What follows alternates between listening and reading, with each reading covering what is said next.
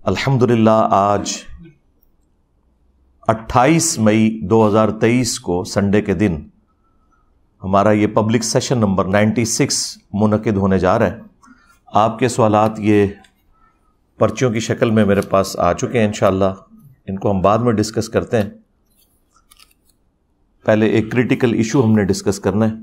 उससे भी पहले आज माशाअल्लाह ताला 28 मई 2023 है और आपको याद होगा आज से ऑलमोस्ट 25 साल पहले 1998 में पाकिस्तान ने 28 मई 1998 को ही एटॉमिक ब्लास्ट किए थे, जिसके बाद पाकिस्तान एक डिक्लेयर्ड न्यूक्लियर पावर बन गया था और उसे यौम तकबीर का नाम दिया गया। आज उसकी आप समझ लें सिल्वर जुबली है एनिवर्सरी के पॉइंट ऑफ व्यू से।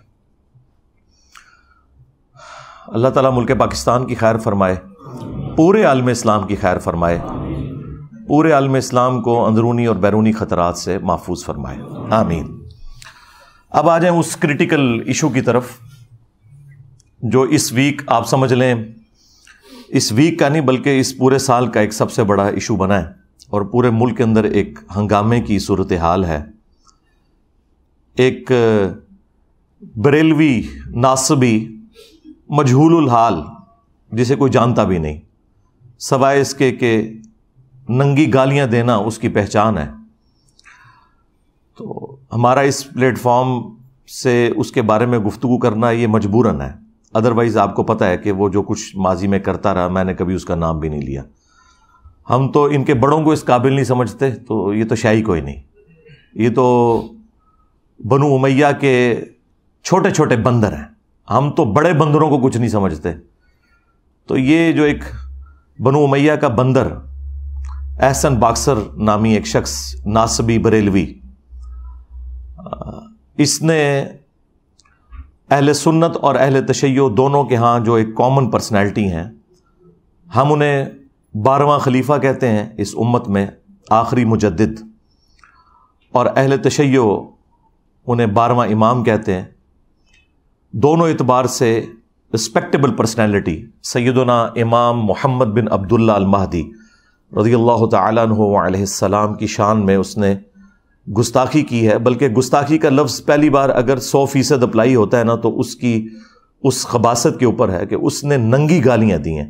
वो इतनी बाजारी लैंग्वेज है कि अगर आप किसी दुनियादार शख्स को भी सुनाएं तो वो कहेगा यार इस लेवल पे उतर के भी कोई शख्स, इतनी बड़ी हस्ती जो अहलुल बैत से हैं, उन्हें गालियां निकाल सकता है। इतनी नंगी गालियां जो इंसान के तसव्वुर में भी नहीं कभी आती। चूंकि इनके बड़े भी यही काम करते रहे, तो ये उन्हीं की जायज़ औलाद हैं, बनु उमैया के बंदर। और ये जो मैं बंदर बार बार लफ्ज़ इस्तेमाल कर रहा हूं, ये अहादीस के अंदर आया है। वो अहादीस मैं बाद में डिस्कस करूंगा। सबसे पहले तो अब इम्तिहान है उन मौलवियों के ऊपर जो गले फाड़ फाड़ कर, चाहे वो वहाबियों में से हों दो भाई, चाहे वो बरेलवियों में से हों, ख्वाह वो देवबंदियों में से हों, जो अपने आप को अज़मत सहाबा और अहले बैत का चैंपियन समझते हैं, उनमें से किसी का आपने कोई बयान सुना है कि जो इतनी बड़ी गुस्ताखी कि जिसमें इमाम महदी अलैहिस्सलाम को मुखातिब करके नंगी गालियां दी हैं एक नासबी बरेलवी मजहूलुल हाल बंदर ने, कि वो उसे कंडेम करें? वैसे ये गले फाड़ के कहते हैं कि हम सारों के दिफा के लिए निकलेंगे। ये सिर्फ बनु उमैया के खिदमत गुजार हैं, इससे ज़्यादा इन्हें किसी के साथ कोई हमदर्दी नहीं है। ना किसी खलीफा राशिद के साथ इन्हें कोई हमदर्दी है, ना अहलुल बैत के साथ कोई हमदर्दी है। तो इनके चेहरे के ऊपर जो एक ये निकाब था ना, वो अल्लाह के फजल से इस वाक़े के बाद उतर गया। वैसे तो पूरे मुल्क के अंदर दर्जनों FIRs इसके ऊपर दर्ज हो चुकी हैं और मुझे तो लगता है शायद ये मुल्क ही छोड़ जाए, यहाँ रहना इसके लिए मुश्किल हो जाएगा। हम नहीं कहते कि कोई एक्स्ट्रा जुडिशल एक्टिविटी इसके ऊपर परफॉर्म की जाए, बल्कि मैंने तो खुद भी कोई FIR भी नहीं कटवाई इस हवाले से, वरना लोगों ने कहना था कि ये कोई पर्सनल मामला है। लोग खुद ही अपने एंड पे ये मामलात कर रहे हैं, वरना तो मैं ये अपने लिए बड़ा एजाज समझता कि ऐसे शख्स को कानूनन सजा दिलवाई जाए जो नंगी गालियां निकाल रहा है अहलुल बैत को अलैहिमुस्सलाम अजमाइन। तो اب آپ کو وہ سارے مولوی خاموش نظر آئیں گے، یہ صرف بنو امیہ کے دفاع کے لیے اٹھتے ہیں۔ جس طرح بنی اسرائیل کو بچھڑے کی محبت پلا دی گئی تھی نا، انہیں بنو امیہ کی محبت پلا دی گئی ہے۔ اور بنو امیہ سے مراد صرف وہی لوگ ہیں جو بنو امیہ میں برے لوگ ہیں، جو اچھے لوگ ہیں ظاہر ہے وہ مراد نہیں ہیں۔ سیدنا عثمان غنی رضی اللہ تعالیٰ عنہ یا سیدنا عمر بن عبد العزیز رحمہ اللہ تعالی، یا وہ تمام جانثاران اہل بیت جو جنگ صفین میں مولا علی کے ساتھی تھے، اگرچہ ان کا تعلق بنو امیہ کے ساتھ تھا، وہ سب کے سب لوگ ہمارے سروں کا تاج ہیں۔ ہم ان کی بات نہیں کر رہے، ہم میجورٹی کی بات کر رہے ہیں۔ اور یہ بندر کی ٹرم قرآن میں موجود ہے۔ اللہ تعالیٰ نے اصحاب سبت، جنہوں نے اللہ تعالیٰ کی آیات کو توڑ موڑ کر اپنے مقاصد کے لیے یوز کیا اور شریعت کا مذاق اڑایا، بالکل وہی کام اس امت میں بنو امیہ نے بھی کیا۔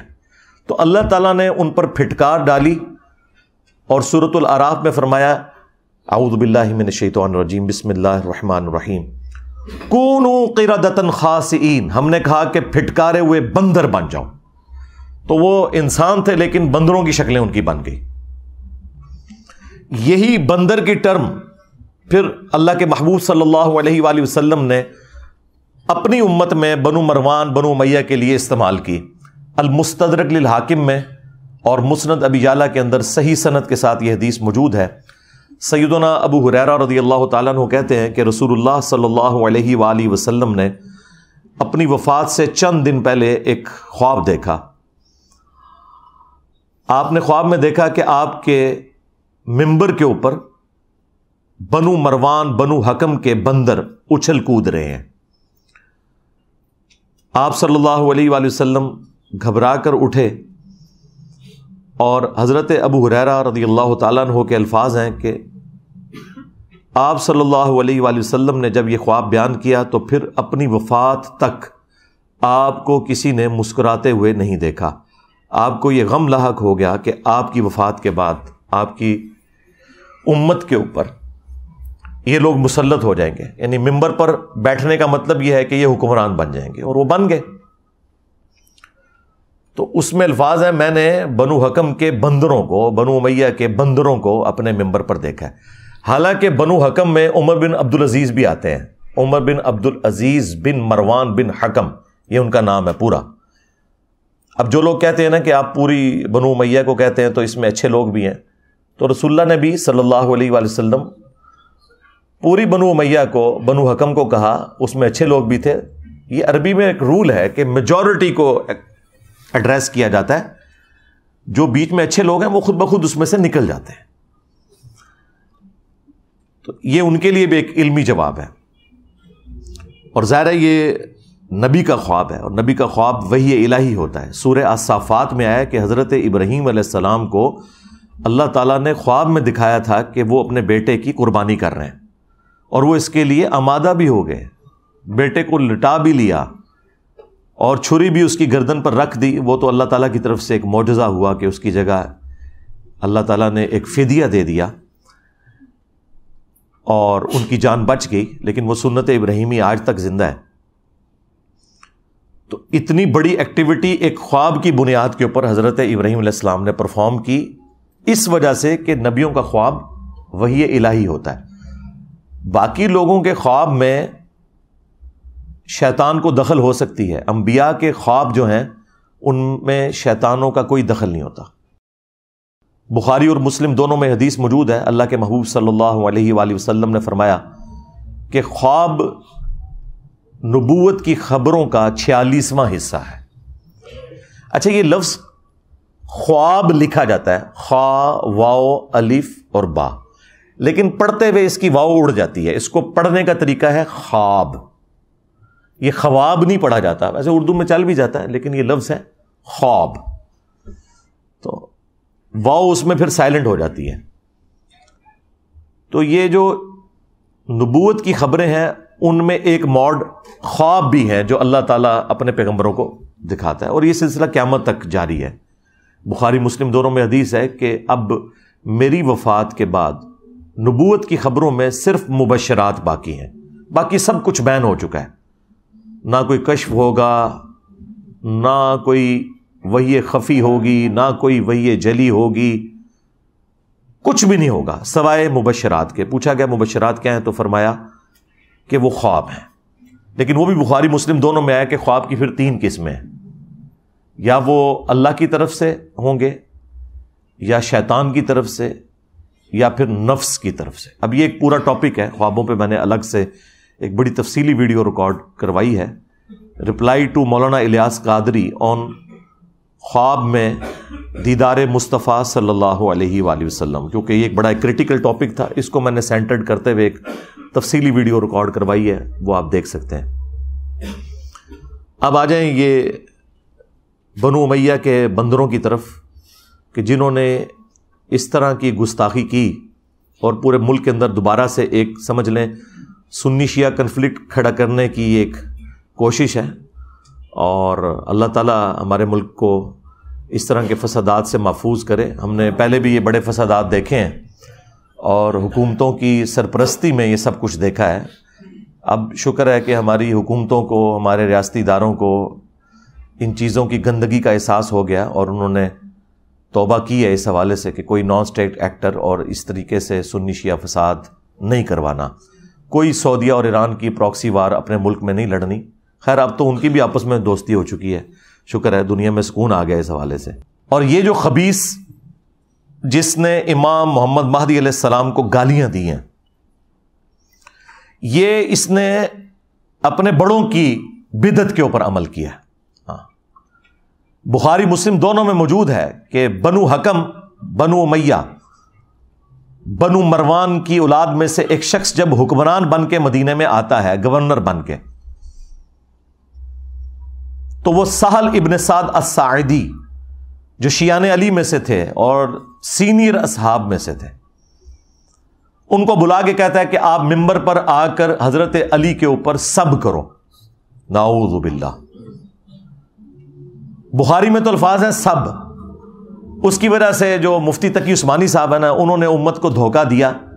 وہ کہتے ہیں ذخیرہ احادیث میں کہیں موجود ہی نہیں کہ یہ بنو امیہ لعنت کرواتے تھے، صرف سب کا لفظ موجود ہے، اور سب کا مطلب ہے تنقید۔ اچھا، حضرت علی پہ تنقید کرنا آپ کے نزدیک جائز ہے کیا؟ اور ان کا میں نے جھوٹ پکڑ لیا۔ اگر مفتی اعظم پلانٹ ارتھ دیوبند یہ کام ڈال رہا ہے ان کے ساتھ، تو باقی تو شاہی کوئی نہیں۔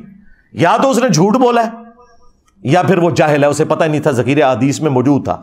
بخاری کی یہ حدیث جب مسلم میں آئی ہے 6229، اس میں الفاظ ہیں، اس نے کہا لعن اللہ ابو تراب، کہو کہ مٹی والے ابو تراب علی ابن ابی طالب پر لعنت، نعوذ باللہ۔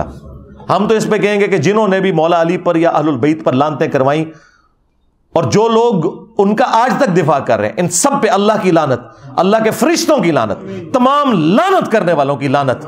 ہاں جی، اور ان کا حشر بھی اپنے بڑے لعنتیوں کے ساتھ ہی ہو، اور اللہ تعالی ہمارا حشر جو ہے خلفائے راشدین، اہل البیت اور رسول اللہ صلی اللہ علیہ وآلہ وسلم کے ساتھ کرے، آمین۔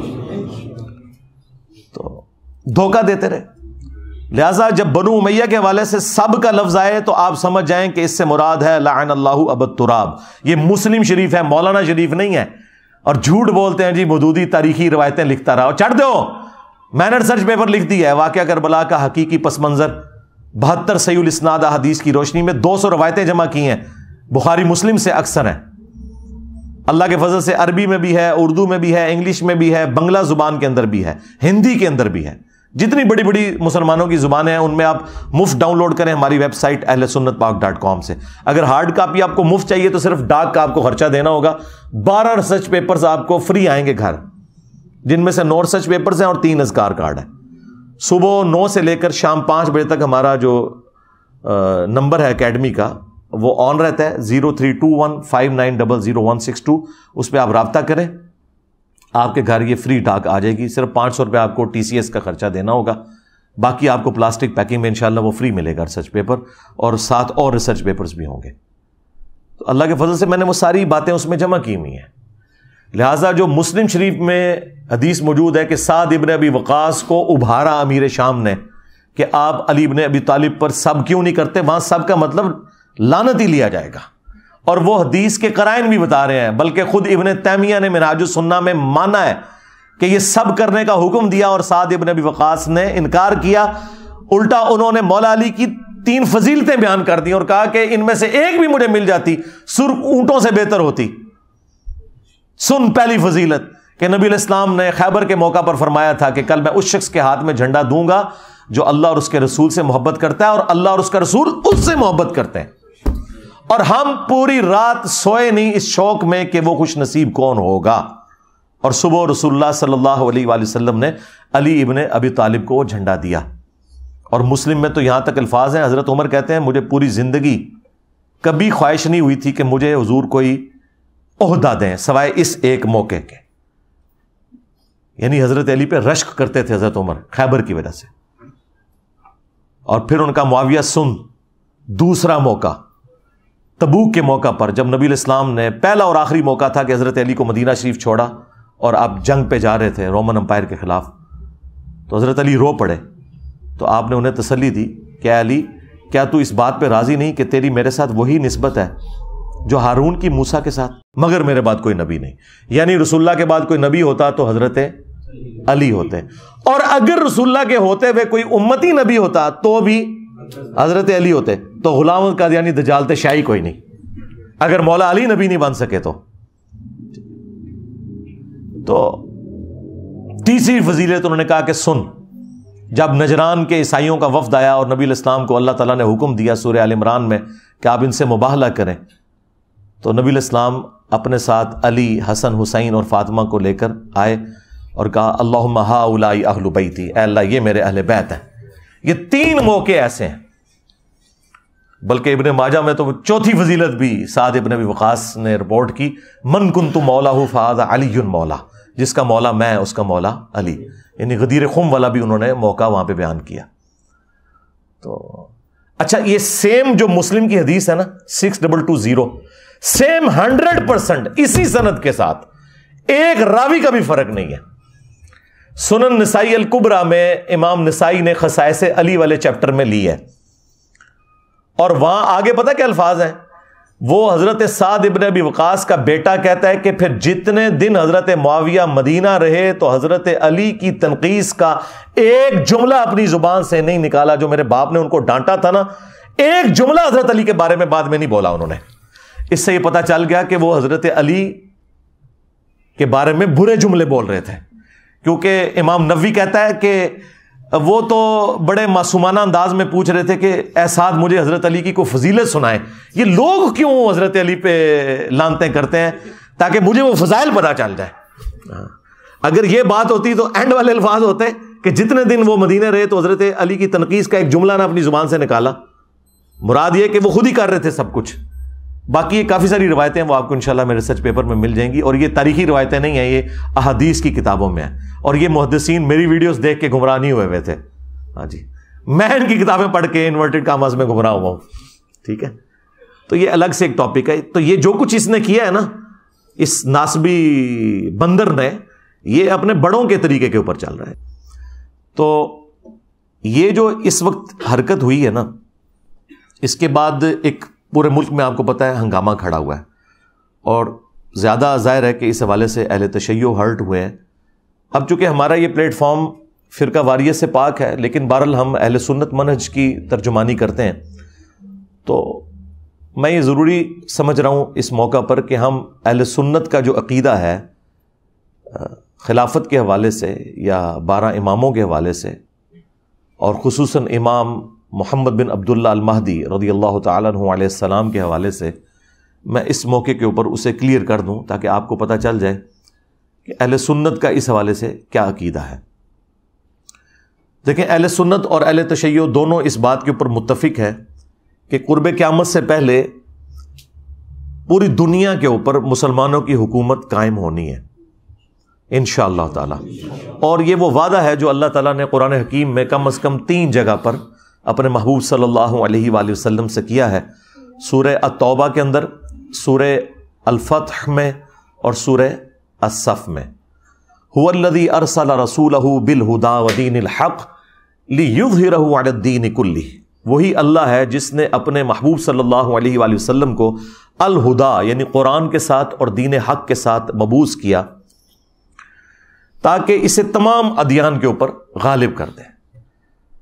وَلَوْ كَرِهَ الْمُشْرِكُونَ، خواہ مشرک اس کا برا ہی مان جائیں، اللہ تعالیٰ نے اس دین کو غالب کرنا ہے تمام ادیان کے اوپر. یہ اللہ تعالیٰ کا وعدہ ہے. مسند احمد میں حدیث ہے کہ اللہ کے محبوب صلی اللہ علیہ وآلہ وسلم نے فرمایا کہ قیامت اس وقت تک قائم نہیں ہوگی جب تک دنیا کے ہر گھر میں میرا پیغام نہ پہنچ جائے اور لوگ چاہتے ہوئے یا نہ چاہتے ہوئے اس دعوت کو قبول نہ کر لیں. اچھا، اس زمانے میں تو یہ بڑا مشکل تھا کہ ہر گھر میں کیسے پہنچے گا. سرکار آج دیکھ لیں انٹرنیٹ، گھر کیا گھر کی کوٹھڑی میں بھی انٹرنیٹ کے سگنل آ رہے ہیں. کسی غار کے کونے میں بھی آپ جا کے بیٹھ جائیں، وہاں پہ بھی سگنل آ رہے ہیں. تو یہ دعوت تو پہنچ چکی ہے اور لوگ قبول کریں گے اسے انشاءاللہ تعالی. یہ وعدہ ہے کہ یہ والا معاملہ ہو کر رہنا ہے. اور پھر اسی کو سپورٹیو ایک اور حدیث ہے مسند احمد کے اندر جو مشکات میں بھی موجود ہے. اللہ کے محبوب صلی اللہ علیہ وآلہ وسلم نے اس امت میں جو 5 بڑے بڑے ادوار ہیں ان کا ذکر کیا، اور آپ صلی اللہ علیہ وآلہ وسلم کے رازدار حذیفہ ابن یمان اس حدیث کو روایت کرتے ہیں کہ اللہ کے محبوب صلی اللہ علیہ وآلہ وسلم نے فرمایا کہ اللہ تعالیٰ جب تک چاہے گا تم میں نبوت رہے گی، یعنی میرا وجود باقی رہے گا، پھر اللہ تعالیٰ مجھے اٹھا لے گا، اور پھر میری وفات کے بعد خلافت علی منہاج النبوہ قائم ہو جائے گی، اور وہ بھی جب تک اللہ چاہے گا وہ رہے گی. وہ 30 سال ہے، وہ انشاءاللہ میں بعد میں حدیث بتاتا ہوں. پھر اللہ تعالیٰ جب چاہے گا اسے بھی اٹھا لے گا. پھر ملکن عاضن، جو ہمارے استاد ڈاکٹر اسرار صاحب یوں کرتے تھے، ملکن عاضن، کاٹ کھانے والی ملوکیت، یعنی اپنے مخالفین کو قتل کرنے والی حکمران، وہ قائم ہو جائے گی. اور پھر جب تک اللہ چاہے گا وہ بھی مسلط رہے گی امت کے اوپر، پھر اللہ تعالیٰ اسے بھی اٹھا لے گا. پھر جابر حکمرانوں کا دور آ جائے گا، یہ چوتھا دور ہے، وہ بھی رہے گا جب تک اللہ تعالیٰ چاہے گا. اور پھر اس کے بعد دوبارہ سے خلافت علی منہاج النبوہ قائم ہو جائے گی انشاءاللہ تعالی. یہ حدیث ایک تابعی نے لکھ کر عمر بن عبدالعزیز کو بھیجی، اور انہوں نے کہا کہ مجھے لگتا ہے کہ یہ کاٹ کھانے والی ملوکیت یعنی حضرت معاویہ رضی اللہ تعالیٰ عنہ اور ان کے بعد جابر حکمران، یزید اور عبد الملک بن مروان اور ان کے پھر آگے اولاد، اس کے بعد اب آپ ہیں جو خلافت واپس آ گئی ہے. تو عمر بن عبدالعزیز رحمہ اللہ اس تعبیر سے بڑے خوش ہوئے. بعض لوگوں نے یہ تعبیر بھی کی ہے اس روایت کی، لیکن یہ تعبیر جو ہے وہ درست نہیں ہے. بیسیکلی یہ اوورآل پوری امت کا ذکر ہو رہا ہے، اور پوری امت لیول کے اوپر جو خلافت علی منہاج النبوہ ہے وہ عمر بن عبدالعزیز کے دور میں نہیں آئی ہے، نہ خلفائے راشدین کے دور میں آئی ہے. وہ قرب قیامت میں ہی آنی ہے جب پوری دنیا کے اوپر مسلمانوں کا غلبہ ہوگا. آج تک امت میں یہ وقت نہیں آیا کہ پوری دنیا پہ مسلمانوں کا غلبہ ہو. تو اس سے مراد یہ 5واں جو دور ہے وہ امام محمد مہدی رضی اللہ تعالیٰ عنہ علیہ السلام کا دور خلافت ہے انشاءاللہ تعالی. ہم نہ دیکھ سکے، ہماری آنے والی نسلیں انشاءاللہ ضرور اسے دیکھیں گی. اور امام مہدی کے لیے میں نے آپ کو پہلے بھی بتایا کہ یہ ضروری ہے کہ ان کے آنے سے پہلے فرقے ختم ہو جائیں. ادروائز سنیوں میں آ گئے تو شیعہ نے نہیں ماننا، شیعہ میں آ گئے تو سنیوں نے نہیں ماننا. یہ ذہن میں رکھیے گا. تو پہلے تو لوگوں کو سمجھ نہیں آتی تھی کہ یہ کیسے ہوگا کہ اتنی بڑی فرقہ واریت کی دراڑ ختم ہو. لیکن دیکھیں اللہ تعالیٰ نے ہمارے اس چھوٹے سے پلیٹ فارم کی برکت سے ہماری زندگی میں ہمیں ان 12 سالوں میں وہ کچھ دکھایا کہ 1200 سال کی جو گمراہی تھی فرقہ واریت کی، اللہ تعالیٰ نے اسے کیسے ختم کیا. ہمارا ایک نعرہ ہی سب کو لے گیا کہ میرے نبی عیسیٰ ہے ہی کوئی نہیں، تیرے بابے تے شاہ ہی کوئی نہیں. تو لوگ دوبارہ سے رسول اللہ صلی اللہ علیہ وآلہ وسلم کی مبارک ذات کی طرف متوجہ ہوئے ہیں. اہل البیت کا مقام انہیں پتہ چلا ہے، خلفائے راشدین کی عظمت ان کے دلوں میں جاگی ہے الحمدللہ. اور فرقوں کے بزرگ بابوں سے جان چھوٹ گئی ان کی. جس طرح توحید میں وہ ایک اللہ کے ماننے والے ہو گئے، اسی طریقے سے اطاعت میں وہ بابوں کی بجائے ایک اس شخص کے ماننے والے ہو گئے کہ جس کی قبر مدینے میں ہے. صلو علی محمد و آل محمد، اللہم صلی علی محمد و علی آل محمد. تو یہ بہت بڑی چیز ہے جو اللہ تعالیٰ نے ہمیں اپنی زندگی میں دکھائی ہے. تو یہ 5 ادوار ہے، یعنی نبی علیہ السلام کا مبارک دور، پھر خلفائے راشدین کا دور، اس کے بعد کاٹ کھانے والی ملوکیت، اور پھر اس کے بعد جابر حکمران، اور پھر اینڈ پہ خلافت علی منہاج النبوہ. تو آج تو ہم ماضی میں جا کے یہ سارے ادوار دیکھ سکتے ہیں. نبی علیہ السلام کا مبارک دور، اس کے بعد 30 سال خلافت راشدہ، اس کے بعد بنو امیہ اور بنو عباس، یہ وہ کاٹ کھانے والی ملوکیت تھی جو اپنے مخالفین کو کاٹ دیتی تھی، فریڈم آف ایکسپریشن نہیں دیتی تھی. اس کے بعد جابر حکمران. جابر حکمرانوں کا دور وہ ہے جب مسلمانوں پر زبردستی حکمران مسلط ہو گئے، یعنی کلونین پاورز آ گئیں، کہیں پہ فرینچ آ گئے، کہیں پہ گریٹ برٹن کا قبضہ ہو گیا، اور پھر آلموسٹ آج سے 100 سال پہلے ان کی گرفت ڈھیلی پڑی، اور آج ماشاءاللہ آلموسٹ 60 کے قریب مسلم کنٹریز دنیا میں موجود ہیں. تو وہ جو جابر حکمرانوں کا دور ہے نا، وہ اللہ کے فضل سے ٹوٹنا شروع ہو گیا، اور امپائرز ختم ہو گئے، اب ملک بن گئے.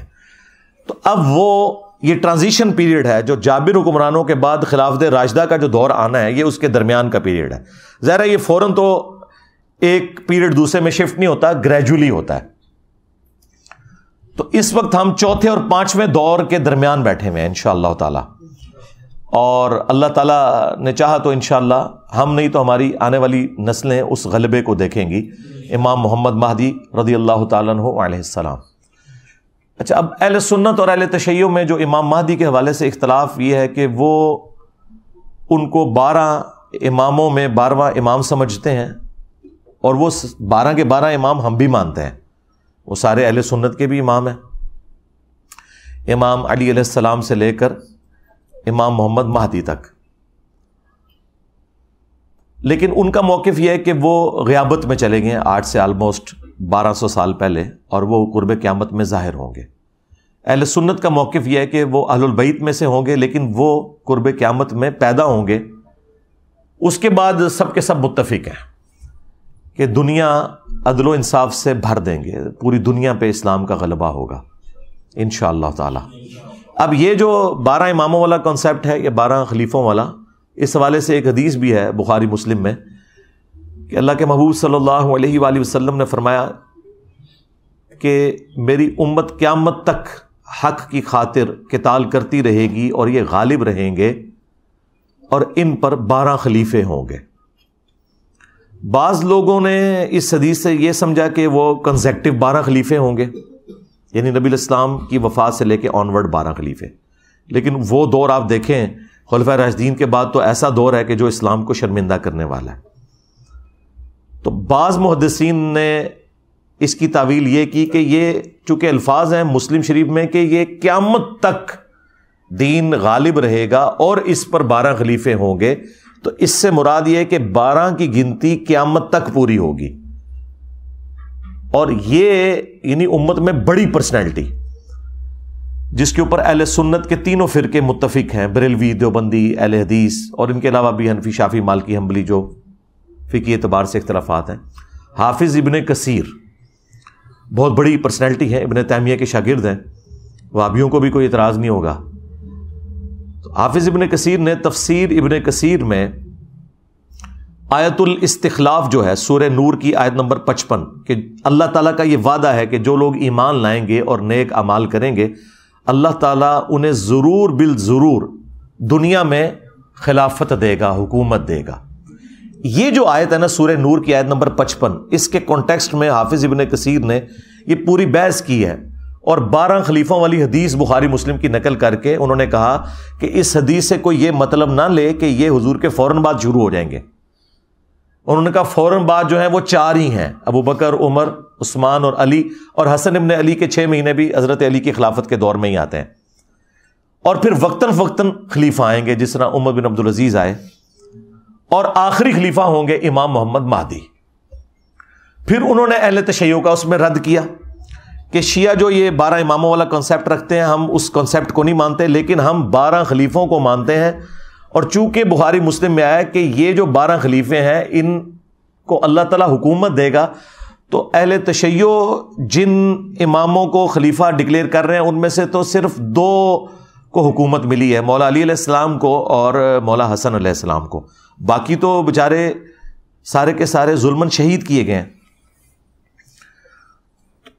اس میں انہوں نے اپنا جو سنی موقف ہے وہ بھی بیان کیا اور شیعہ کے اوپر رد کیا، لیکن 12 کے فگر کے اوپر اور 12ویں امام کے اوپر وہ بھی متفق ہیں، چاہے آپ اسے 12 نمبر خلیفہ کہہ لیں یا 12 نمبر امام کہہ لیں۔ اور شیعہ نے تو اپنا نام ہی آپ کو پتا ہے، اثنا عشری، 12 اماموں کے ماننے والے۔ اثنا عشری یعنی یہ عربی میں 12 اماموں کے ماننے والے لوگ، تو وہ 12ویں امام کے اوپر تو سب کے سب متفق ہیں۔ اچھا، اب بڑی حیران کن بات ہے، یہ جو آیت نور ہے نا، اسی کا کانٹیکسٹ میں نہج البلاغہ جو شیعہ کے ہاں ایک معتبر کتاب ہے، اس میں بھی مولا علی علیہ السلام کا ایک خطبہ ہے کہ جب رومنز اور پرشینز کے خلاف جنگ جاری تھی حضرت عمر کے دور میں، اور سیدنا عمر نے یہ ارادہ کیا کہ میں خود ان جنگوں میں شریک ہوں، تو حضرت علی نے انہیں ان جنگوں میں شریک ہونے سے روکا اور کہا کہ اگر آپ شہید ہوگے تو پھر پیچھے سے یہ سارے کا سارا معاملہ تتر بتر ہو جائے گا، آپ پیچھے رہیں۔ اگر مسلمانوں کو قادسیہ یا یرموک میں شکست کا سامنا بھی کرنا پڑا تو ہم دوبارہ سے فوج تیار کر کے اور اپنے مسلمان بھائیوں کی نصرت کے لیے پیچھے سے بھجوا دیں گے، لیکن اگر آپ شہید ہو گئے تو پیچھے پھر عرب کے لوگ جو ہیں منتشر ہو جائیں گے۔ یہ پورے کا پورا خطبہ شیعہ کے ہاں نہج البلاغہ میں 2 جگہ یہ خطبات موجود ہیں۔ ان میں ایک خطبے میں یہ الفاظ ہیں کہ اللہ کا یہ وعدہ ہے کہ اللہ تعالیٰ نے اہل ایمان کو زمین میں خلافت دینی ہے، یعنی یہ سورہ نور آیت نمبر 55 کی طرف مولا علی کا اشارہ تھا کہ جو خلفائے راشدین کو اللہ تعالیٰ غلبہ دے رہا ہے، یہ اسی خلافت کا حصہ ہے جو اللہ تعالیٰ نے قرآن میں وعدہ فرمایا۔ تو یہ بہت بڑی دلیل ہے اس حوالے سے کہ مولا علی علیہ السلام خلفائے راشدین کی حکومت کو اللہ تعالیٰ کی طرف سے انعام سمجھا کرتے تھے۔ الحمدللہ۔ بہرحال سنی اور شیعہ ایک ایسی ہستی کے اوپر متفق ہیں جو اہل سنت کے ہاں 12ویں خلیفہ ہیں اور اہل تشیع کے ہاں وہ 12ویں امام ہیں۔ قرب قیامت میں انہوں نے پوری دنیا کو انصاف سے بھرنا ہے، یعنی نٹ شیل کے اندر یہ ایک پورے کا پورا عقیدہ ہے جس پہ سنی اور شیعہ کا اتفاق ہے۔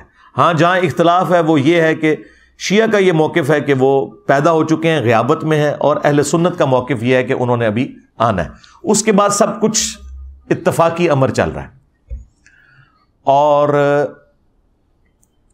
اسپیسیفکلی امام محمد مہدی علیہ السلام کے حوالے سے اہل سنت کے ہاں کم از کم 12 صحیح الاسناد احادیث تو موجود ہیں، اور اگر آپ اس کے طرق گننے شروع کر دیں تو وہ تو سینکڑوں میں۔ میں نے 12 کا فگر امام مہدی کی نسبت سے لیا، چونکہ وہ 12ویں امام ہیں یا 12ویں خلیفہ ہیں، اس لیے میں نے 12 کے عدد کو ٹارگٹ کیا کہ میں 12 احادیث آپ کو مختصر سے وقت میں سنا دوں گا تاکہ آپ کو اس حوالے سے کلیئر ہو۔ اور پھر یہ 12 احادیث ان لوگوں کے لیے بھی لمحہ فکریاں ہیں جنہوں نے اس امت میں تقلید کے نام کے اوپر ایک فتنہ کھڑا کیا ہے، اور انہوں نے یہ کہا کہ جی 4 اماموں میں سے ایک امام کی تقلید ضروری ہے، ادروائز آپ گمراہ ہو جائیں گے۔ تو میرا یہ معصومانہ سوال ہے کہ جس امام نے قرب قیامت میں آنا تھا، یعنی امام محمد مہدی رضی اللہ تعالیٰ عنہ علیہ السلام، ان کے بارے میں تو درجنوں احادیث موجود ہیں، اور تمہارے بنائے ہوئے امام جنہوں نے ریٹائر ہی نہیں ہونا، دیکھیں نا ریٹائر ہی نہیں ہو رہے نا، وہ کہہ رہے ہیں جی آج بھی تقلید انہی کی کرنی ہے، حالانکہ آج 80% مسائل جو ہے نا وہ جدید ہیں جن کا امام حنیفہ، امام شافعی، امام احمد بن حنبل، امام مالک کو پتہ ہی نہیں ہے کہ اس وقت دنیا میں کیا مسائل ہیں۔ ان میں ان اماموں کی توہین نہیں کر رہا، ان کے نام پہ جو فرقے کھڑے ہوئے ہیں نا ان کو ٹارگٹ کر رہا ہوں۔ اگر ہم آج عیسیٰ ابن مریم کے حوالے سے کرسچنز کو جھنجھوڑتے ہیں تو اس کا مطلب یہ نہیں کہ ہم عیسیٰ ابن مریم کی توہین کر رہے ہیں۔ تو جن اماموں نے ریٹائر ہی نہیں ہونا بقول ان کے بارے میں کوئی حدیث ہے؟ اور جس نے قرب قیامت میں آنا تھا ان کے بارے میں تو احادیث موجود ہیں۔ اس کا مطلب ہے کہ یہ انہوں نے خود جعلی عقیدہ تقلید کا گھڑا ہے۔ ہاں آپ امام اگر ایکسپرٹس کے طور پر کہیں تو سرکار وہ تو جتنے بھی امت میں بڑے بڑے علماء جنہوں نے اس امت کو کنٹریبیوٹ کیا ہے وہ سارے ہمارے امام ہیں، چاہے وہ امام بخاری ہوں، امام مسلم ہوں، باقی محدثین ہوں، فقہا ہوں، امام حنیفہ، امام شافعی، احمد بن حنبل، امام مالک رحمہم اللہ اجمعین، یہ سب کے سب ہمارے امام ہیں۔ اور میں تو جب غصے میں آتا ہوں نا تو میں ان کو کہتا ہوں کہ جی جب مجھ سے کوئی پوچھتا ہے نا آپ کس امام کو مانتے ہیں، میں کہتا ہوں میں امام حسین نو مننا، چل ٹور اگے، تیرا امام حنیفہ یا شافعی یا مالک یا احمد بن حنبل امام حسین سے بڑا ہے؟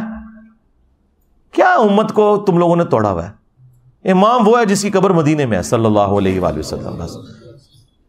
النبی اولا بالمؤمنین من انفسہم وازواجہ امہاتہم، نبی مومنین کی جانوں پر ان سے بڑھ کر حق رکھتے ہیں، اور نبی کی بیویاں امت کی مائیں ہیں، اور نبی امت کے روحانی باپ ہیں. اور ایسا امام ہے ہمارا کہ ما ضل صاحبکم وما غوا، تمہارے نبی نہ کبھی بہکے ہیں نہ کبھی بے راہ چلے ہیں. تمہارے امام اور ان کے ماننے والے تو آپس میں لڑتے رہے، اتنا لڑے کہ کعبے میں انہوں نے 4 مسلح ڈال دیے 400 سال تک. سلطنت عثمانیہ کے دور میں 1517 سے لے کر 1917 تک، یہ تو سعودی حکومت نے آگے اٹھائے ہیں. اگر یہ چاروں امام حق پر تھے تو ایک نماز آپ حنفی کے پیچھے پڑھ لیتے، ایک شافعی کے پیچھے پڑھ لیتے، ایک حنبلی کے پیچھے پڑھ لیتے، ایک مالکی کے پیچھے. نہیں، انہوں نے 4 امام 4 مسلح. اور آپ اندازہ کریں اس سے بڑی اسلام کے ساتھ کیا دشمنی ہوگی کہ کعبہ جو مسلمانوں کی یونٹی کی علامت ہے کہ پوری دنیا میں جب مسلمان کھڑے ہوتے ہیں نماز پڑھنے کے لیے تو ایک طرف رخ کرتے ہیں، اس ایک طرف رخ والی جو جگہ ہے وہاں پہ بھی 4 مسلح ڈال کے 4 امام کھڑے کر دیے. اس سے بڑی کوئی بدعت ہو سکتی ہے اس امت میں؟ تو اللہ کے فضل سے یہ بدعت ختم ہو گئی. یہ بھی اس بات کا ثبوت ہے کہ قرب قیامت کا وقت قریب ہے اور دوبارہ سے اللہ تعالیٰ نے غلبہ کرنا شروع کر دیا. یہ بھی ایک فرقہ واریت کے خاتمے کا ہی ایک آپ سمجھ لیں بہت بڑا انڈیکیٹر ہے اللہ کے فضل سے. تو اللہ کا شکر ہے کہ ہم بڑے مبارک دور میں پیدا ہوئے ہیں کہ جب معاملات بہتری کی طرف جا رہے ہیں، اور سب سے بڑھ کر ہمیں قرآن و سنت کی تعلیمات ریٹن فارم میں ہر بندے کے موبائل کے اندر موجود ہیں، وہ کاؤنٹر ویریفائی کر سکتا ہے. میں جتنی احادیث بیان کر رہا ہوں ہماری تمام ویڈیوز میں ایک ایک حدیث کا انٹرنیشنل نمبر لگتا ہے جو سٹینڈرائز ہے عربی کتابوں کا، پلس ہم ان کتابوں کی عربی اور اردو ترجمہ دونوں ڈسپلے کرواتے ہیں، کسی کو شک ہی نہ رہے، کاؤنٹر ویریفائی آپ کر سکتے ہیں. تو یہ 12ویں امام سے متعلق 12 احادیث بیان کرنے سے پہلے میں مختصراً اس کاٹ کھانے والی ملوکیت کے حوالے سے بھی ڈسکشن کر دوں، جو نبی علیہ السلام نے فرمایا کہ خلافت راشدہ کے بعد کاٹ کھانے والی ملوکیت آ جائے گی. ایٹ لیسٹ اہل سنت کو اپنا عقیدہ پتہ چلے اور اہل تشیع کو بھی پتہ چلے کہ ہم نہ تو بنو امیہ کو آن کرتے ہیں اور نہ ہم امیر شام کو آن کرتے ہیں، اس حوالے سے کہ جو اسلام کے خلاف کام ان کے دور میں ہوئے ہم انہیں فخریہ ڈیفینڈ کرنے کے لیے تیار ہو جائیں. نعوذ باللہ، ایسا بالکل نہیں ہے. ابو داؤد اور ترمذی کے اندر حدیث موجود ہے کہ رسول اللہ صلی اللہ علیہ وآلہ وسلم نے ارشاد فرمایا کہ میرے بعد خلافت علی منہاج النبوہ 30 سال تک رہے گی. اب یہ 30 سال کی ڈویژن آگے کیسے ہے؟ وہ راوی حدیث صحابی سے پوچھتے ہیں کہ یہ جو 30 سال ہیں ان کی ذرا مجھے تفصیلات بھی بتا دیں. اب ظاہر ہے وہ 30 سال کا دور اس صحابی نے دیکھ لیا ہے، تو وہ کہتے ہیں کہ بیٹا گن. ابو بکر کے 2 سال، عمر کے 10 سال، عثمان کے 12 سال اور علی کے 6 سال. اب یہ جو علی کے 6 سال ہیں اس میں 5.5 سال مولا علی علیہ السلام کے اور 6 مہینے سیدنا حسن بن علی کے. تو وہ راوی حدیث سے وہ تابعی سعید کہتا ہے کہ حضرت یہ لوگ جو بنو امیہ ہیں یہ تو مولا علی علیہ السلام کو خلیفہ ہی نہیں مانتے. اب اس حدیث سے یہ بھی پتہ چل گیا کہ بنو امیہ ان کو خلیفہ مانتے ہی نہیں تھے، قصاص عثمان والا معاملہ نہیں تھا. اور دوسرا امام ابو داؤد نے یہاں لکھا علی علیہ السلام. تو جو راوی حدیث ہیں حضرت سفینہ رسول اللہ صلی اللہ علیہ وآلہ وسلم کے آزاد کردہ غلام، جو اس حدیث کے راوی ہیں وہ صحابی بھی ہیں اور حدیث کے فہم کو بھی جانتے ہیں. انہوں نے فرمایا کہ یہ بنو امیہ کی پیٹھ سے جھوٹ نکلا ہے. حق تو یہ ہے کہ بنو امیہ کی، بنو مروان کی، ان بنو زرقا نیلی آنکھوں والے لوگوں کی حکومت بدترین بادشاہت ہے اس پلانٹ ارتھ کی، شریر ترین بادشاہت ہے۔ اچھا، یہی حضرت سفینہ والی حدیث جو ہے نا وہ مسند ابی داؤد طیالسی میں بھی موجود ہے اور مصنف ابن ابی شیبہ میں۔ وہاں آگے الفاظ ہیں کہ وہ راوی حدیث سعید تابعی پوچھتا ہے حضرت سفینہ رضی اللہ تعالیٰ عنہ سے کہ حضرت اگر خلافت 30 سال ہے تو پھر حضرت معاویہ کیا ہیں؟ تو انہوں نے کہا کہ حضرت معاویہ مسلمانوں کے پہلے بادشاہ ہیں، اور مصنف ابن ابی شیبہ کے الفاظ ہیں کہ یہ سخت گیر بادشاہ ہیں اور ان کا پہلا بادشاہ معاویہ ابن ابی سفیان ہے رضی اللہ تعالیٰ عنہ۔ ظاہر ہم تو احترام سے ہی نام لیں گے۔ تو حضرت سفینہ نے کہا کہ بنو امیہ کی جو حکومت ہے یہ بادشاہت ہے، یہ خلیفہ نہیں ہے۔ یہ جو ہم خلیفہ بھی بولتے ہیں نا ان کو، تو ان معنوں میں بولتے ہیں جو حکمران کے معنوں میں آتا ہے، ادروائز ہم حسن ابن علی کے بعد جتنی حکومتیں ہیں ان کو خلیفہ بھی نہیں مانتے سوائے عمر بن عبدالعزیز کے۔ یہ سب کے سب لوگ بادشاہ ہیں، یہ ملوک ہیں، یہ ملوکیت ہے۔ تو اب اس میں واضح موجود ہے کہ بنو مروان، بنو حکم، بنو امیہ، ان کی حکومت شرعی ترین بادشاہت ہے، اور یہ ایک ایسے اس امت کے اوپر مسلط ہوئے ہیں کہ آج تک ان کے اثرات باقی ہیں۔ اللہ کا شکر ہے کہ ہمارے پلیٹ فارم کی برکت سے اب لوگوں کے سامنے ان کی اصلیت آ گئی ہے، ورنہ تو آپ لوگوں کو پتہ ہی نہیں چلنا تھا، آپ لوگوں نے جاہلیت کی موت مر جانا تھا اس حوالے سے۔ اب آخر میں وہ میں 12 صحیح الاسناد احادیث بیان کر دوں 12ویں امام یا 12ویں خلیفہ کی نسبت سے۔ پہلی حدیث بخاری اور مسلم دونوں میں موجود ہے۔ اچھا، یہ جو حدیثیں ہیں یہ اکا دکا صحابہ نے روایت نہیں کی ہوئی ہیں،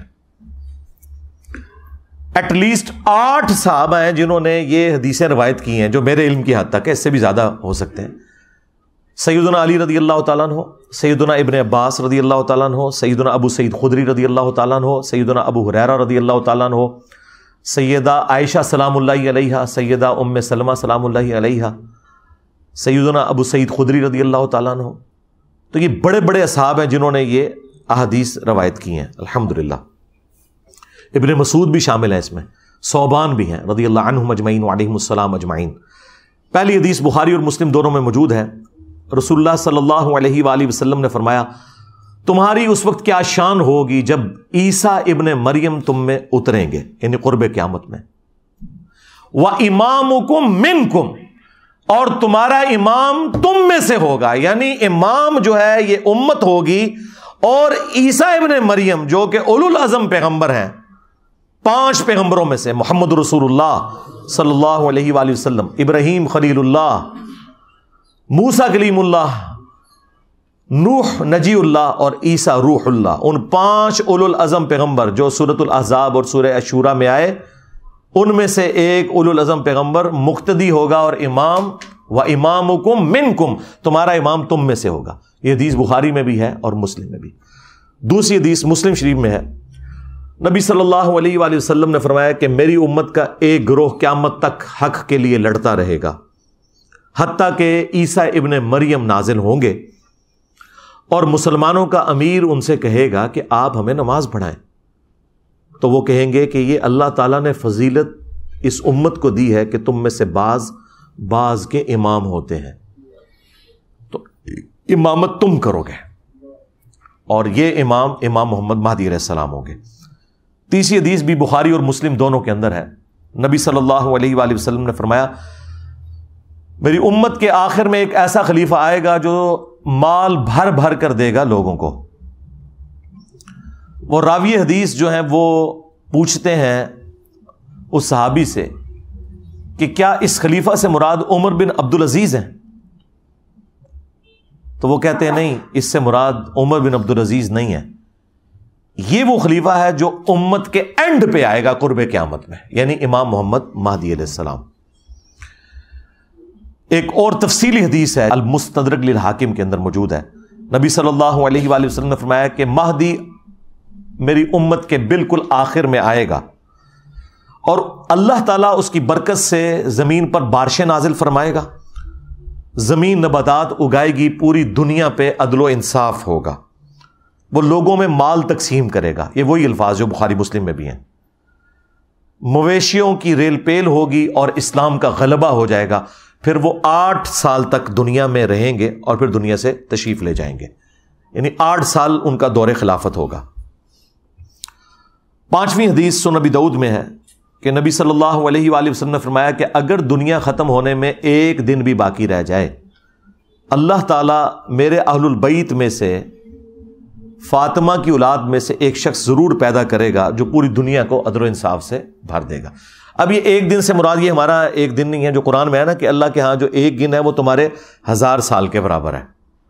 یعنی 1000 سال بھی آگے بچتے ہوئے نا آخری 1000 سال بھی رہ گئے تو اللہ تعالیٰ نے مہدی کو ضرور بھیجنا ہے. 6ٹھی حدیث بھی سنن نبی داؤد میں ہے. نبی صلی اللہ علیہ وآلہ وسلم نے فرمایا کہ مہدی میرے اہل البیت میں سے ہوگا اور وہ میری بیٹی فاطمہ کی اولاد میں سے ہوگا. اب مجھے بتائیں, جو مہدی فاطمہ کی اولاد میں سے ہے وہ آ کے یہ کہے گا کہ جی بنو امیہ کی آپ تعریف کریں اور بنو ہاشم کو نیچا کریں؟ وہ آ کر جو ہے وہ جنگ جمل صفین نہروان میں مولا علی علیہ السلام کو سپورٹ کرے گا یا ناسبیوں کو سپورٹ کرے گا؟ آپ خود سوچیں. 7ویں حدیث بھی سنن نبی داؤد میں ہے. آپ علیہ السلام نے فرمایا کہ دنیا اس وقت تک ختم نہیں ہوگی جب تک کہ میرے اہل البیت میں سے ایک شخص عربوں کا بادشاہ نہ بن جائے جس کا نام میرے نام کے اوپر ہوگا, محمد بن عبداللہ المہدی. 8ویں حدیث جو ہے وہ مسلم شریف میں بھی کچھ حصہ اس کا موجود ہے, کچھ سنن نبی داؤد کے اندر ہے کہ نبی علیہ السلام نے فرمایا کہ جب مہدی ظاہر ہوگا تو وہ بیت اللہ میں پناہ لے گا اور اسے قتل کرنے کے لیے ایک گروہ روانہ ہوگا شام سے, اور مقام بیدا پر اللہ تعالیٰ اس گروہ کو زمین میں دھسا دے گا. یہ ایک اللہ تعالیٰ کی طرف سے ایک غیبی خبر ہوگی پوری امت کے لیے کہ یہ اللہ تعالیٰ کی اسپیشل پروٹیکشن ہے مہدی کے ساتھ. تو وہ لشکر زمین میں جب دھسایا جائے گا یہ اس بات کا ثبوت ہوگا. جو لوگ پوچھتے ہیں کہ جی ابھی تک 500 مہدی تو قتل ہو چکے ہیں امت میں, تو اوریجنل بھی کہیں قتل نہ ہو جائے. نہیں سرکار, اوریجنل نہیں قتل ہوگا. اوریجنل کو جب قتل کرنے کی کوشش کریں گے تو وہ لشکر ہی زمین میں دھسا دیا جائے گا. یہ اللہ تعالیٰ کی طرف سے اسپیشل پروٹیکشن ہوگی کہ مہدی کو کوئی نقصان نہیں پہنچے گا.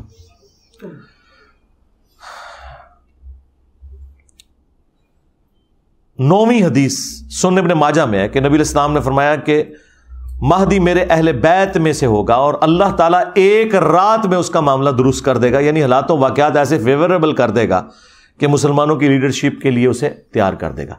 اچھا, ابن ماجہ میں ایک اور روایت بھی ہے, جعلی روایت ہے, جو قادیانی پیش کرتے ہیں کہ مہدی اور عیسیٰ ابن مریم ایک ہی شخصیت کے 2 نام ہیں, اور اس کی بنیاد پہ انہوں نے غلام القادیانی دجال کو ڈکلیئر کیا. حالانکہ وہ روایت جو ہے وہ منقطع ہے, راوی یعنی ملاقاتی آپس میں ثابت نہیں ہے. حسن بصری مدلس ہے, ان سے روایت کر رہے ہیں, کم از کم 4 سکم اس روایت میں موجود ہیں. جعلی روایت ہے, جسے جعلی روایت محدثین نے ڈکلیئر کیا, وہ اس کی بنیاد کے اوپر وہ آگے لے کے چل رہے ہوتے ہیں اس معاملے کو. یہ 9 حدیثیں جو ہیں یہ مرفوع حدیثیں ہیں جو میں نے بیان کی, یعنی نبی صلی اللہ علیہ وآلہ وسلم نے خود ارشاد فرمایا اور صحابہ نے نبی علیہ السلام سے سنا. آخری 3 حدیثیں جو ہیں وہ صحابہ کے اقوال ہیں, اور صحابی کا قول اگر مستقبل کی خبر سے متعلق ہو تو یہ محدثین کا اتفاق ہے کہ وہ اللہ کے نبی کے بتانے پر ہی محمول ہوتا ہے, کیونکہ غیبی خبر نبی کے ذریعے صحابہ کو دی جاتی ہے. جس طرح فضائل صحابہ احمد بن حنبل کی کتاب میں روایت صحیح سند کے ساتھ موجود ہے, اور یہ روایت جو ہے وہ نہج البلاغہ میں بھی موجود ہے مولا علی علیہ السلام کے خطبات میں, کہ میری وجہ سے 2 فرقے جہنم میں جائیں گے اور 2 گمراہ ہوں گے, ایک میری محبت میں غلو کر کے, ایک میری دشمنی میں, یعنی رافضی اور ناصبی. یہ روایت سنی اور شیعہ دونوں کے ہاں پائی جاتی ہے. سنیوں کے ہاں فضائل صحابہ احمد بن حنبل کی کتاب میں مولا علی کا قول ہے, اور شیعہ کے ہاں نہج البلاغہ میں مولا علی کا قول موجود ہے. یہ علیحدہ بات ہے کہ سنی جو ہیں وہ شیعہ کو رافضی کہتے ہیں اور شیعہ جو ہے سنیوں کو ناصبی کہتے ہیں. تو روایت دونوں مان رہے ہیں. اب یہ جو مولا علی کا قول ہے یہ محمول ہے نبی علیہ السلام کے بتانے کے اوپر. تو اس طرح کی جو مستقبل کی خبریں ہیں وہ امپلائڈ ہوتا ہے کہ وہ نبی کے بتانے پر محمول ہے. انہیں کہا جاتا ہے موقوفاً روایتیں ہیں. وہ موقوفاً مولا علی علیہ السلام سے روایت ہے 10ویں المستدرک للحاکم میں کہ قرب قیامت میں ہاشمیوں میں سے ایک خلیفہ ظاہر ہوگا. اللہ تعالیٰ یعنی امام مہدی کو بھیجے گا اور اس کے دور میں اللہ تعالیٰ کی نعمتیں جو ہیں وہ ان کی فراوانی ہوگی اور لوگوں میں پیار اور محبت بڑھ جائے گا، یعنی وہی فرقہ واریت ختم ہو جائے گی، دشمنیاں ختم ہو جائیں گی، اور پھر اس کے بعد دجال کا ظہور ہوگا۔ پھر جب دجال کا ظہور ہوگا تو پھر حضرت عیسیٰ ابن مریم کو اللہ تعالیٰ بھیجے گا دجال کو قتل کرنے کے لیے۔ وہ مسلم شریف میں بڑی تفصیلی حدیث موجود ہے، دجال کے اوپر الگ سے میری ویڈیوز آپ دیکھ لیں، کیونکہ دجال کا فتنہ بہت بڑا فتنہ ہوگا۔ اس فتنے کی سرکوبی کے لیے عیسیٰ ابن مریم جیسی بڑی پرسنالٹی کی ضرورت پڑے گی۔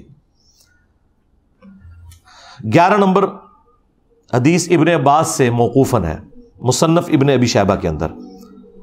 وہ کہتے ہیں کہ ہم اہل بیت میں سے ایک نوجوان ظاہر ہوگا قرب قیامت میں، امام مہدی، اور اس پر بہت زیادہ فتنے وارد ہوں گے، لیکن اللہ تعالیٰ اسے تمام فتنوں سے محفوظ رکھے گا، یعنی اللہ تعالیٰ کی ایک غیبی تائید ہوگی۔ اور پھر ابن عباس کہتے ہیں کہ وہ اہل بیت کا نوجوان اس امت کے معاملے کو سیدھا کر دے گا، جو ٹیڑھے راستے پر ہوگا ان کو بالکل سیدھا کر دے گا۔ اور 12ویں اور آخری موقوفاً روایت ثوبان سے ہے، جو نبی الاسلام کے آزاد کردہ غلام ہے۔ یہ بڑی مشہور روایت آپ نے سنی ہوگی، مسند احمد میں اور المستدرک للحاکم میں، کہ جب خراسان سے کالے جھنڈے آتے ہوئے دیکھو تو ان کا استقبال کرنا، ان میں اللہ کا خلیفہ مہدی ہوگا۔ اب یہ خراسان جو ہے یہ ایران اور افغانستان اور پاکستان کے جو جنوبی علاقے ہیں، یہ سارے کا سارا ایریا نبی الاسلام کے زمانے میں خراسان کہلاتا تھا۔ تو یہ وہ روایت ہے جس کی بنیاد کے اوپر آپ کو پتہ ہے کہ مسلمانوں کو کاٹنے کے لیے مسلمانوں میں جہادی تنظیمیں پیدا ہوئیں کہ جی ہم وہ لشکر ہے جو خراسان سے نکلے گا، اور وہ خراسان سے نکل کے مسلمانوں کو تو نہیں قتل کرے گا نا۔ تو یہ ایک احادیث سے الفاظ اٹھاتے ہیں، اور اس میں تو الفاظ ہیں کالا جھنڈا، آپ تو کالے جھنڈے سے چڑھتے ہیں، آپ تو کہتے ہیں کالا لباس جہنمیوں والا ہے، آپ کالی پگڑی سے چڑھتے ہیں، آپ کالے کپڑوں سے چڑھتے ہیں، تو آپ کا کیا کالے لباس کے ساتھ لینا دینا؟ تو یہ تو سنت ہے جس سے آپ چڑھتے ہیں۔ یہ 12 احادیث امام محمد مہدی علیہ السلام سے متعلق، اور جو ضروری گفتگو تھی میں نے اس حوالے سے کر دی، کیونکہ ایک اچھا موقع تھا کہ ہماری آواز ان لوگوں تک پہنچتی جنہیں ابھی تک سنی شیعہ کنفلکٹ کی اس سنگینی کا اندازہ نہیں ہے کہ اس طرح کی ایکٹیویٹیز سے پھر اینڈ رزلٹ کیا نکلتا ہے۔ اور میں سمجھتا ہوں گستاخی اصل میں ہے ہی یہ جو اب ہوئی ہے، اس حوالے سے کہ آپ ایک شخصیت کو ٹارگٹ کر کے اتنی ننگی اور گندی گالیاں دیتے ہیں کہ جو انسان کے کانوں سے دھواں نکال دیں۔ اب ظاہر ہے کہ وہ میں کلپ تو اس میں اپنی ویڈیو میں تو نہیں چلاؤں گا، سارے لوگ سن چکے ہیں، اور میں نہیں سمجھتا کہ ہماری ویڈیو کو ہم اس طریقے سے گندا کریں اس کے بکواسیات کے ساتھ۔ تو باقی دوسرے چینلز کے اوپر وہ ویڈیوز چڑھی ہوئی ہیں، ہم تو صرف جو اہل سنت کا عقیدہ ہے وہ پبلک کے سامنے رکھیں گے، امام محمد مہدی علیہ السلام کے حوالے سے، 12ویں خلیفہ یا 12ویں امام، اور ان کی جو عزت اہل سنت کے ہاں ہے، تاکہ یہ پتہ چلے کہ یہ کوئی سنی شیعہ تفریق سے متعلق پرسنالٹی نہیں ہے، بلکہ یہ سنی شیعہ اتحاد کی علامت ہے۔ امام محمد بن عبداللہ المہدی رضی اللہ تعالیٰ عنہ وعلیہ السلام، اللہ تعالیٰ اگر ہماری زندگی میں وہ آئیں تو ہمیں ان کا ساتھ دینے کی توفیق عطا فرمائے، اور اگر ہماری آنے والی نسلوں میں وہ لوگ ہیں جنہوں نے امام محمد مہدی کا زمانہ پانا ہے تو انہیں توفیق دے کہ وہ ان کا ساتھ دیں غلبہ اسلام کے لیے۔ صلو علی محمد و آل محمد، اللہم صلی علی محمد و علی آل محمد و اصحاب محمد و ازواج محمد و امت محمد اجمعین الی یوم الدین، آمین۔